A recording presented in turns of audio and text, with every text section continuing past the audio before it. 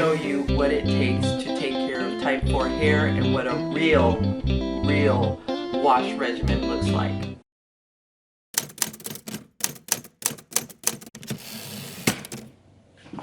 Hey, it's me, Naturally Z, and welcome back to my channel where I do feature a few things. One, I feature my fitness journey and my weight loss journey and my natural hair journey. Well, this particular video is going to be the natural hair journey journey. Anyway, this particular video is going to be regarding natural hair care. Now, as you can see, I have my hair in these braids. I call it a protective style. It is summer, it is really hot, and I just don't feel like dealing with my hair in its natural state. So I put it up in these braids. So I am not able to show you a video about my own personal hair care. But I will be doing a video soon about doing another wash routine. That's coming very soon, so check it out. So this particular video is going to be about natural hair care, and it is a series that I have on my channel where I analyze the ingredients in products. I call it the Ingredients Breakdown series, and I love to do that because when it comes to all these products that we have in the market, it is so difficult to decide what to buy and not double buy and not become a product junkie. So that is why I have decided to go into deciphering what is in a product before I buy it.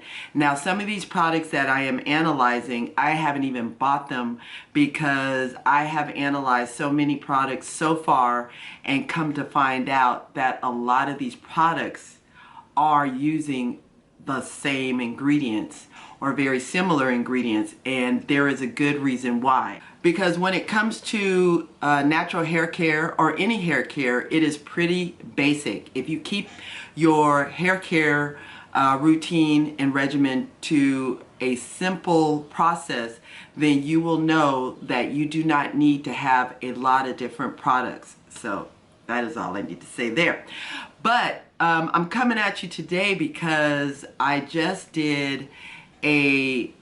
analyzed a product, and I posted that video last week, and one of my viewers actually asked me to analyze another product. Last week I did a shampoo. This one's going to be a shampoo as well. And the shampoo is, now I need my glasses, sorry. The shampoo is going to be the Kenya Moore Growth Repair Shampoo. Now, as far as a shampoo, putting it straightforward, a shampoo is intended to clean your hair, remove dirt, remove oil, and remove product buildup. And there's different degrees of shampoo. There can be a mild shampoo to a harsh shampoo, or what we call a clarifying shampoo. The majority of the time you want to use a gentle shampoo. And what that means is that the detergents that are in that shampoo are mild compared to being harsh detergents. So that's what we're going to be analyzing today in our Ingredients Breakdown series, is the Kenya Moore Growth Repair Shampoo. Now, before I go into deciphering the ingredients, I just like to give you guys an idea of how I approach reading the ingredients list of a product. And I have a difficult time organizing my thoughts, and I found online this particular website that is ran by actual cosmetic scientists, and they have provided a great post about how to analyze the ingredients in a product. And so I am going to give you guys that information and try and do it in a very succinct way so that if you wish to analyze the ingredients in a product, you will know what the rules are that apply to the ingredients that are in a product. There are specific rules when it comes to reading an ingredients list. So you just don't go into it blindly assuming that when a product is developed and brought to market and sold to us as the consumers, that it is a new revelation, a new invention, or something like that. There are actual rules that are followed by companies, manufacturers, when it comes to developing a product. And the product, what it has in the bottle, it's a formula, and the formula that creates the product consists of all these ingredients that are already developed. And what a cosmetic scientist does is they will create the product by using ingredients that are already pre-approved, are already known to know what they do, and they will pick and select the various ingredients out there and put those together to create whatever the client wants for their particular product. So with that in mind, I'm going to give you the rules to follow in order to better be able to read the ingredients list. So according to this post, which I really love, I'm just going to read the first sentence. It says, an important skill for every budding cosmetic chemist or formulator, these are the people that actually make the product, an important skill for every budding cosmetic chemist or formulator to develop is the ability to analyze a cosmetic ingredient list. By honing this skill, some things you'll be able to do include choosing the right ingredient for any effect you want, knowing which ingredients work together and which don't, duplicating or closely matching any cosmetic product on the market. So that's really good to know. This is how cosmetic scientists and formulators come to make a product, because there's already ingredients out there and they basically mix these things together to meet the objectives of their client, and in this case it's going to be a shampoo. So what you need to know before you analyze an ingredients list is there are a set of rules that companies must follow when they develop and create a product. And those are going to be: 1, an ingredient must be named by its scientific name. Number 2, when it comes to ingredients in a product, they must be listed in order of concentration. So what we mean by that is that if we have a product here and we're not looking at the ingredients on the front, that is a different label. We are looking at the back of a bottle, and the back of the bottle requires to have all the ingredients that are in this product listed in order on the back. And with that ingredients list, they have to be listed in order of concentration. So what that means is that if there are 27 ingredients in a product, they are listed in order of highest concentration to lowest concentration. So if water is the first ingredient listed on the ingredients list, that means that water has the most concentration in that product. So that's the number 2 rule. And then the number 3 rule is ingredients used at 1% or below can be listed in any order. So even though water might have the highest concentration, and usually with that concentration, it usually takes up 50 to 80% of the product, the last ingredient in the back end of the ingredients list can be less than 1% in the product. And there can be actually 10 of the 25 ingredients on the back end of the list that may only have 1% or less of a concentration in that product. Now, when it comes to those ingredients that have less than 1% concentration in the product, they don't have to be listed in any particular order. If it's less than 1%, then those ingredients can be listed in any order. And unfortunately, when it comes to an ingredients list, these ingredients lists do not list the concentration of each ingredient in the product. That's unfortunate. So the only thing that we can go by is the order of the ingredients.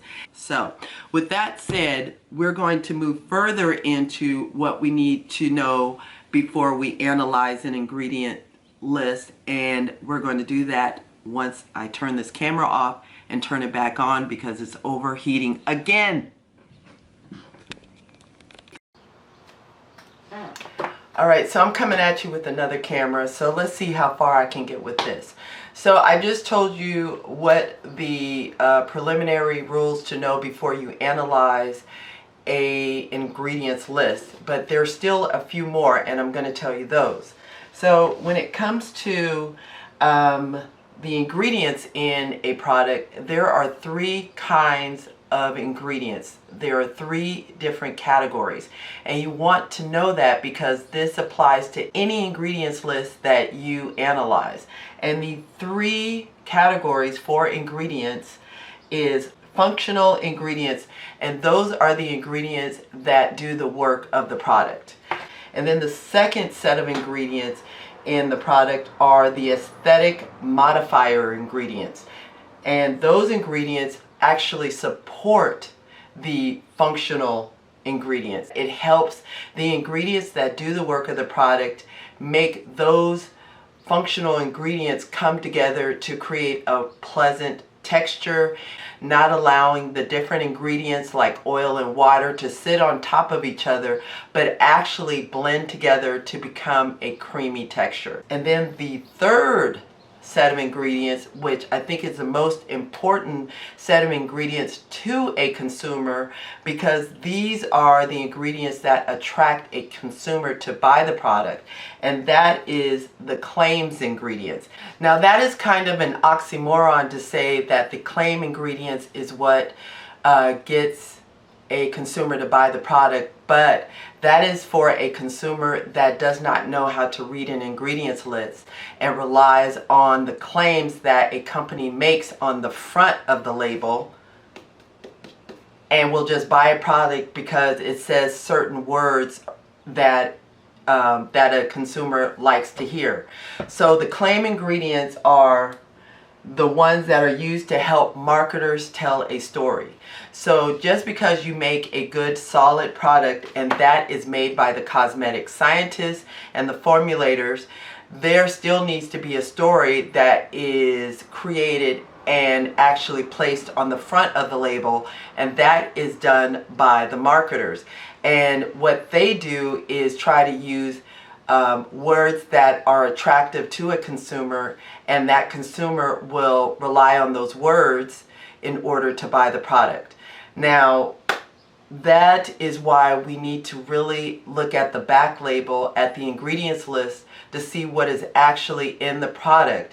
And if there are the functional ingredients in the product that is doing the work that is being claimed on the front label. So that's pretty much the gist of what you need to know and what is the foundation before reading an ingredients list. And obviously you need to also know what each ingredient does, because just reading the ingredients list and not knowing what those ingredients are supposed to do, then you are defeating the purpose. And when I say about these ingredients, there is not a lot of unique ingredients that are being used outside of these ingredients that are, let's say, in a pantry for these cosmetic scientists to use. They pretty much use the same ingredients over and over and over again, and that is to say there are thousands of ingredients in different categories. There's thousands of functional ingredients, which are the core ingredients that do the work of the product. There are thousands of aesthetic ingredients that support the functional ingredients that cosmetic scientists and formulators can go to blend with the functional ingredients. And there are thousands of claim ingredients that a cosmetic scientist can put into a formula based on what their client wants their product to smell like, what they want it to feel like, what they want the color to look like. Now, the smell and the color of a product does not help your hair in cleaning it, conditioning it, or moisturizing it. but those are the ingredients that will be attractive to a consumer to buy the product. So all three together creates a product. So with that said, I'm going to analyze today Kenya Moore's Growth Shampoo. So we've seen her hair, and she has beautiful hair, beautiful long hair, and I believe she was a beauty pageant winner, and that's all I really know about her. And I really don't watch the Real Housewives of whatever city it is, but I watched a few of them, and I've seen her in those, and I can see why she would have a hairline or a hair care line, because she has such beautiful hair. But just because she has beautiful hair, does that mean that her specific products are what she's using in order to grow her hair?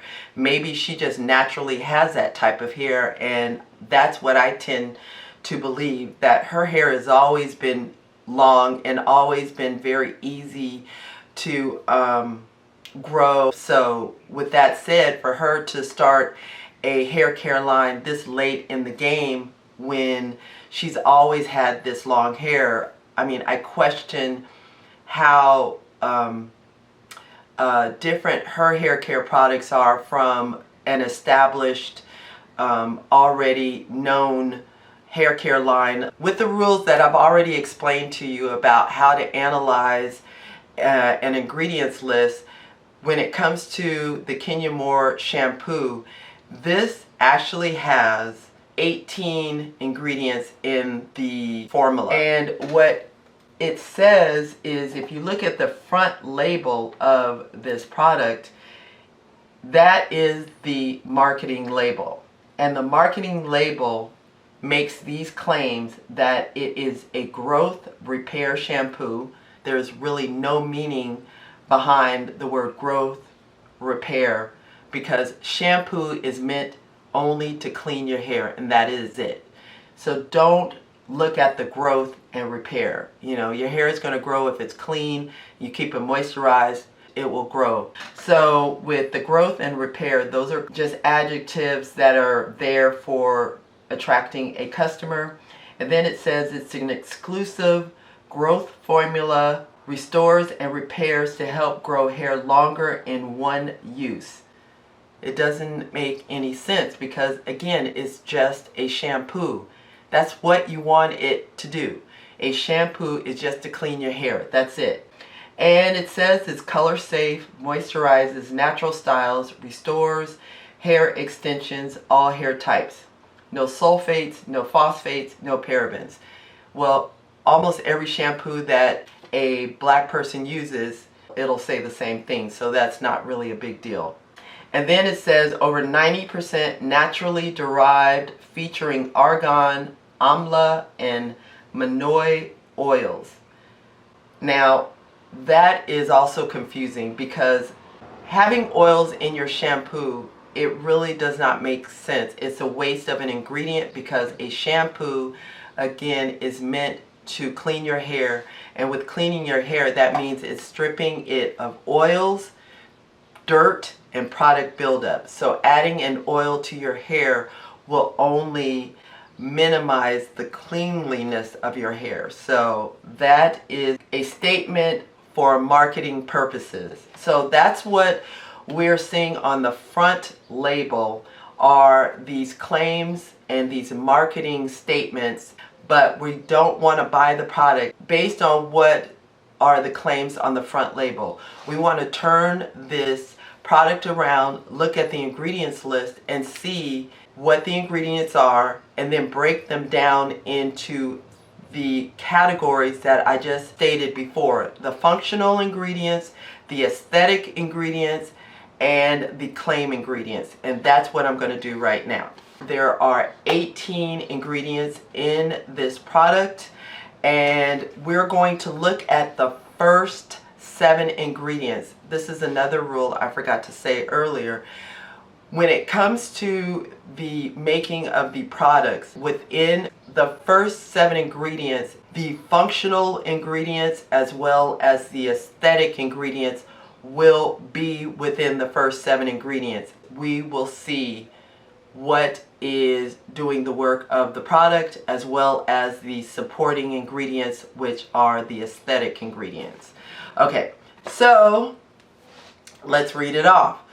The ingredients in the Kenya Moore Shampoo are 1. Water, 2. Sodium lauryl methyl isethionate, 3. Cocamidopropylbutane, 4. Glycerin, 5. Glycol distearate, 6. Desert date fruit extract, 7. Shikakai fruit extract. The key to knowing when the ingredients start going into the claim ingredients, in other words, the bullshit ingredients, we are finding within these first 7 ingredients, claim ingredients. So let me now explain what each ingredient does. The first ingredient, I can't see. So the first ingredient in this product, water, it is considered a solvent. It helps all the other ingredients to blend together. And with water, even though it does not tell us how much of a percentage is in the product, on average, a product will have 50 to 80% of the concentration in the product. So in the case of a shampoo, water probably takes up more towards the 80% side of concentration in the product, because you don't need a lot of detergent in a shampoo for it to clean your hair. Number 2 ingredient in this product is sodium lauryl methyl isethionate. This is a mild surfactant, and this is a very common ingredient used in a lot of different shampoos, soaps. And then number 3, cocamidopropylbutane, that is also a surfactant. It is also a mild surfactant, but it also has another function. It helps to thicken up a product. It helps to also allows for the product to have a more creamy texture. So we like the cocamidopropylbutane. You will find that in across the board shampoos. It's a very, very common ingredient. Number 4 ingredient is glycerin. Now glycerin is a humectant. With a humectant, it's very confusing to have a glycerin in your shampoo, because what glycerin does, it is a humectant, and a humectant is something to help attract moisture into your hair strands.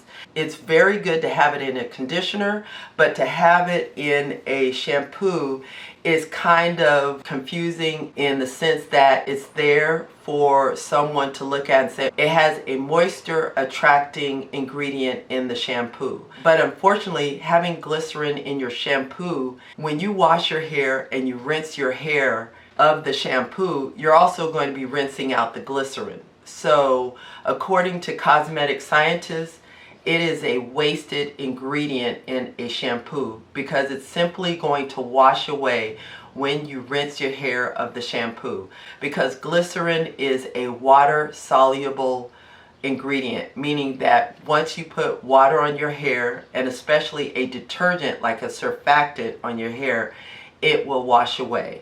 So I would say glycerin is not needed in the shampoo. So I would call it a claim ingredient. And number 5, glycol distearate. That is considered a aesthetic ingredient, meaning that it supports the functional ingredient in the case of it helps with the texture of the product. It helps to thicken up the product and make it a more creamy texture instead of a watery texture. And it helps with blending the other ingredients together, like water and oil. And then number 6, Number 6 ingredient in this is desert date fruit extract. Number 7 ingredient is shikakai fruit extract. Now this is a ding ding ding moment. These are definitely our claim ingredients or bullshit ingredients. These extracts don't do anything for the function of the product. What they may do is add a nice smell to the product, but that is it. All right, I'm back to my old camera again because my other camera is dying out. So let me try and finish this as fast as possible. So I have named off the first 7 ingredients in this Kenya Moore Shampoo, Growth Repair Shampoo. And with the last 2 of the 7 ingredients being desert date fruit extract and shikakai fruit extract. What I was saying is that these ingredients here are considered claim ingredients. That's a nice word for bullshit ingredients. These ingredients do not contribute to the function of the product. They are maybe there to appeal to the consumer in the sense of maybe a smell. And I was saying before, in reviewing a cosmetic scientist website, these are the people that actually formulate these products and put them in the bottle. They will say that the minute you see on an ingredients list a ingredient that has at the end extract, that means that that ingredient most likely is just there for marketing purposes. It is not there to do the work of the product. It's not there to support the ingredients that do the work of the product. It's there for marketing purposes. So in this case, the claim ingredients are the desert date fruit extract and number 7 ingredient, the shikakai fruit extract. And also number 4, the glycerin. And with these claims ingredients, there are most likely less than 1% concentration in the product. So the majority of the concentration of the ingredients is going to be the water, and it's going to be the second ingredient, the sodium lauryl methyl isethionate, and the third one being cocamidopropyl-betaine. So the sodium lauryl methyl isethionate most likely will have like less than 5% concentration. The cocamidopropyl-betaine most likely 3%. So those first 3 ingredients of the Kenya Moore shampoo, probably not 80% of it is water, and the next 2 ingredients are probably 10% of the concentration, and then the rest of the ingredients, which are 13 more ingredients, a lot of those are claims ingredients, but except for the ingredients that are there to preserve the product. So yeah, anyway, those are the ingredients. And if you continue after the number 7 ingredient, the next one, number 8, is an extract. Number 9 is some kind of shoot water. I don't know what shoot water. Number 10 is an extract. It's oat extract. Number 11 is an extract. Number 12 ingredient is an oil, which will get washed away when you rinse your hair of the shampoo. So a lot of those ingredients in this shampoo are claims ingredients. I would say overall this is just a basic shampoo, and I would not spend my money on it. It is $14.99 for an 8.5 ounce size bottle of the shampoo. That's pretty expensive, but overall I have not bought this shampoo, and I will not buy this shampoo because based on the ingredients on the back, it's a basic shampoo. And you can find other shampoos with similar ingredients, less of the extracts in it, do the same job, because all you want your shampoo to do is clean your hair. After you clean your hair, then move on to the next set of products to moisturize your hair, like your rinse out conditioner, your leave-in conditioner, and things like that. Don't rely on your shampoo to moisturize your hair, but you do want to rely on your shampoo to clean your hair, as well as minimize the strength of cleaning your hair. So either you want a mild shampoo or a clarifying shampoo, which is a harsher version of a mild shampoo because it has different set of surfactants. So that is it for my analyzation of the ingredients list for this Kenya Moore Growth Repair Shampoo.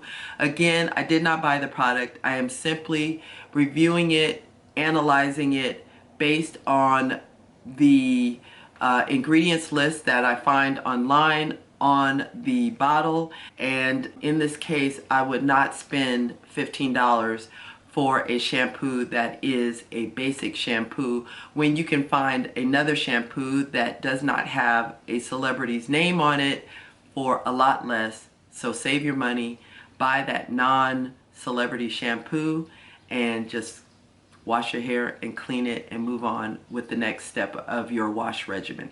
So that is it for this video, and ooh, my other camera's almost falling. That is it, and again, I hope I didn't ramble too much, and I hope I got my point across about the shampoo. I am not dissing the shampoo, and if you have tried it and you like it or you don't like it, let me know. I'm just curious. If you bought the shampoo, how was it? Did you like it? Let me know. Anyway, okay, so that is it for this video. Hope you liked it, and if you guys have any other products that you wish for me to analyze, please let me know. I will do it here on my channel. This is Naturally Z signing out. Until next time, take care of yourself. Peace.